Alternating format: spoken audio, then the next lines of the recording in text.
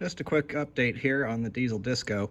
So one of the issues that I've been having to figure out was the flywheel, because this was the old flywheel, which is really not set up for a standard automotive style clutch. So I was having a hard time finding a flywheel for a C4.4 that seemed like it was going to be correct. And some of the folks on one of the cat groups that I'm on had pointed out that the engine originally derived from a Perkins 1000 series, and to look for a Perkins 1000 flywheel that could that was designed to take a clutch. So searching around on eBay, I found this one.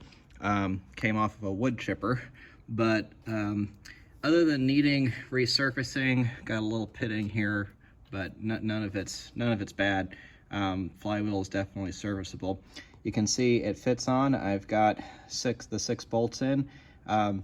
These are interestingly drilled and tapped for 10 bolts, even though there's 12 bolt holes, which I've never seen that before, but that's an interesting design.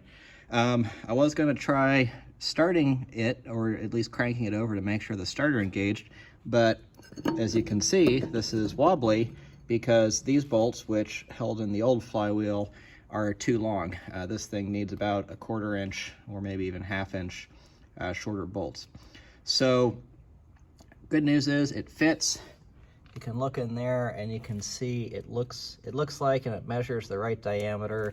I'm pretty confident the starter will engage properly, but I'm glad that I caught that before actually trying to hit the starter and risk damaging something.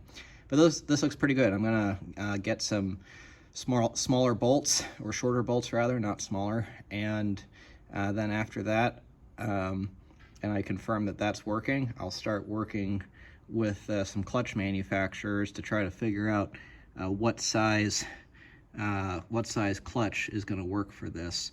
It looks like it has, you can see it looks like it has multiple bolt patterns.